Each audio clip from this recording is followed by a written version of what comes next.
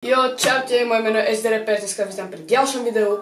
Ľudia, dneska tu máme novú kamerku, takže odteraz budú videá vychádzať v lepšej kvalite, takže snad sa potešíte. Ešte predtým, ako videjko začne, choď prosím dole pod video, like alebo na toto video a brneme sa rovno do videa.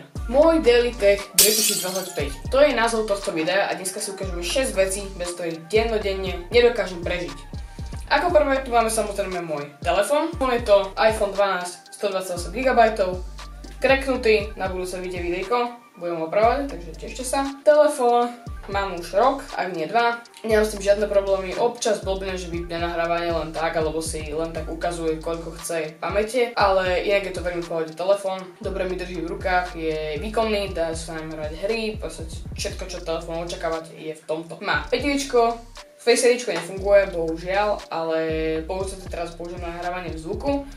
Ale inak mám veľmi dlho, očakávajte videjko a poďme sa rovno prosím na ďalší bod. Ďalej tu máme moje sluchatka, konkrétne sú to Earfan Air Pro 2. Tieto sluchatka som dostal tak pred 2-3 rokmi na Vianoce. S týmito sluchatkami som nemal žiadny problém doteraz, veľmi super sluchatka. Majú noise cancellation, dlhú výdrž batérie, majú USB-C fast charging, wireless charging, majú výmenné štuplíky, to je špinavé, ale to je asi jedno. Naozaj úplne úžasná sluchatka. Keď chcete budget sluchatka, odporúčam. Teraz vyšli sa mi to neviem či 5, 6, ak nie kecam, tu niekde hodím, ktoré vyšli, ale určite odporúčam Earfany. Ďalej tu máme powerbanku. Toto konkrétne je Alza powerbanka. Má 10 000 mAh, vstup micro USB, výstup USB-A, USB-C, wireless charging.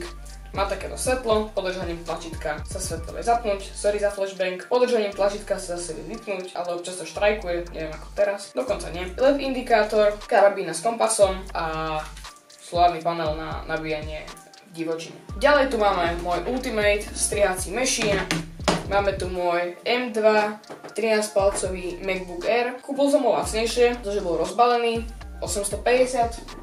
Krabička ináč. Je to úžasný počítač, zvládne všetko, čo od neho potrebujem. Teraz sa mi rozbil môj herný, o ktorom som robil predošlé video. Linky v karte.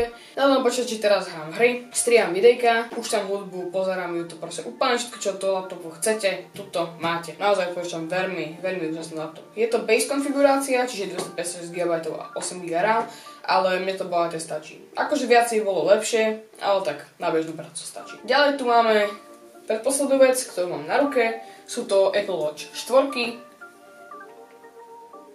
44 mm, kúpil som ich z Facebooku za 40 €. Mám na nich takéto obal, ochranné sklíčko dokopy, čierny ramienok, takýto ručičkový ciferník. Sú to úžasné hodinky, teraz sa mi zdá, že už nie sú podporované, ale na všetko, čo denne potrebujete, chcete budget Apple Watche, či už na trackovanie spánku, alebo workoutu, alebo čo stále sú plne funkčné. Ešte stále dostávajú updaty, ale neviem, ešte som ich nedupdatoval. Poslednú vec, čo tu máme, je tá, na ktorej sa točilo celé toto video a budú sa aj budúce, a to je tá kamera. Panasonic GX85 Lumix značka, 4K, 60 fps, nemá zvukový vstup, ale tak čo už, aj tak si zvuk nahrám takto. Veľmi úžasná kamera, už dlho som chcel nejaký fotoaparát, či už na fotenie, fakt high quality fotiek, alebo aj na videá. Preto som si keď tak musel požičovať buď že tatinov mobil, alebo moju krásny old 7, a to nebolo dobré. Takže zatiaľ je to robené na takéto kamere, dúfam, že si to užijete, dúfam, že to je dobre zaostrené, že to bude proste v super kvalite a to je teda môj nový peklostroj na video. To by som to asi ukončil, ak sa mi video páčilo, nezabudnite like alebo na toto video, sem sa dostanem 100 do konca tohto roka, takže sa dokonal sem, plesni tam ten odber, kam musíš a vidím sa pri ďalšom videu, tak čau.